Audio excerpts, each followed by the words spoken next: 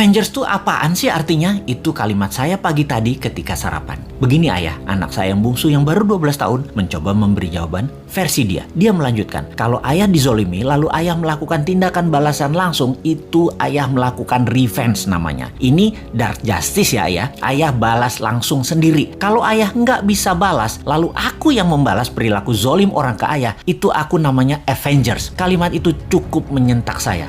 Lumayan juga diajari anak zilenial ini. Straight to the gut, langsung tonjok perut. Dia melanjutkan, jadi ide-ide ayah di sosmed kalau banyak yang bergerak lalu membuat kekuatan melawan Thanos dunia, mereka adalah Avengers di dunia nyata. Asli ketonjok 2 kali ulu hati saya. Saya mantuk-mantuk berimajinasi sehingga berlanjut ke tindakan saya menginformasikan kepada sahabat semua. Jadi, melihat keadaan dunia saat ini yang dikuasai medical Thanos, harus kita menjadi Avengers terhadap kejahatan mereka. India misalnya punya obat non-Thanos yang mereka produksi sendiri. Hanya $40 atau 500.000 rupiahan selesai masalah positif COVID dari diri seseorang dengan tingkat kesuksesan 98%.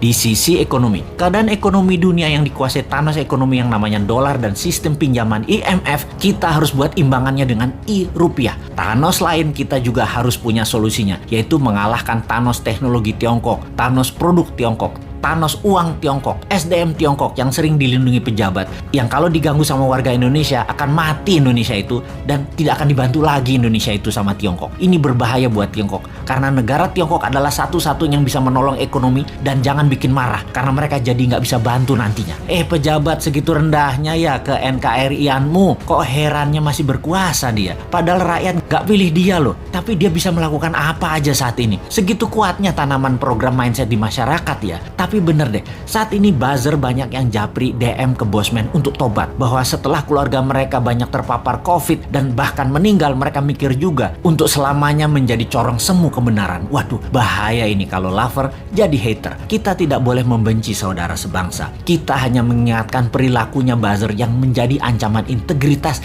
dengan produknya membenci sesama anak bangsa. Kita harus sudahi. Para buzzer, tobat. Andalah pemecah belah kesatuan NKRI. Juga mereka di sekeliling pejabat di istana yang parnoan karena tidak ingin sisi lain anak bangsa dapat porsi, menjadi pembisik pejabat dengan memberikan informasi untuk membenci kelompok yang menjual agama. Dan ini adalah generalisir yang berbahaya. Pendekatan solusi tersering dengan kekerasan itu juga harus disudahi. Ini bisa semakin meruncing perbedaan, dan ini menunjukkan ketidaknegarawanan pejabat serba bisa itu. Karena apa-apa dia yang ditugaskan untuk menyelesaikan. Harusnya dirangkul. Harusnya anak itu kalau salah jangan dimarahi atau dihukum, tetapi dirangkul. Pak Harto sukses selama 32 tahun itu, tidak anti pemuda angkatan 6667, tidak anti angkatan 72, 73, 74. Semua dirangkulnya, bahkan dijadikan menterinya. Pak Harto lupa aja mengadopsi angkatan 96, 97, 98. Ambiar dia jadinya. Merangkul dan memberikan jabatan sesuai kompetensi membuat siapapun yang tadinya berbeda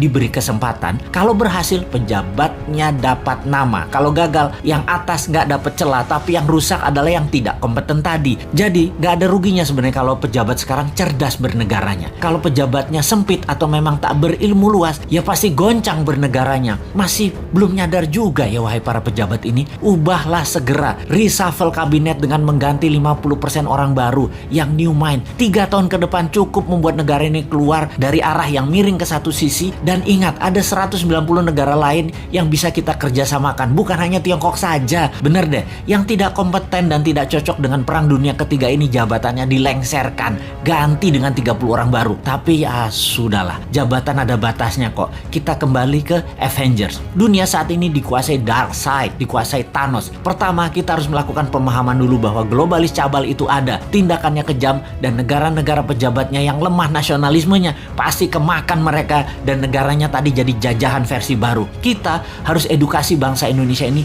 jangan bergantung pada asing-asing dan globalis, tetapi kita harus berdikari, kekuatan ekonomi sendiri, kekuatan kesehatan sendiri, bergandeng tangan dengan mereka yang nasionalis di luar juga banyak, seperti India salah satunya. Jauh-jauh hari Bosman mengatakan obat COVID India akan menjadi terkuat di luar Tiongkok dan globalis. Sungguh, India is the next China, Afrika is the next province of China, Indonesia bisa the next Amerika kalau pemerintahnya paham. Tapi urusan ini kita biarkan dulu. Sebarkan video-video Bosman ini untuk masyarakat memahami globalis musuh kita bersama dan oligarki merusak sistem bernegara Indonesia. Kita harus memberikan pemahaman bernegara level dunia demi NKRI utuh di bawah panji Avengers New Mind, yaitu Anda semua sahabat. Anda adalah Avengers New Mind.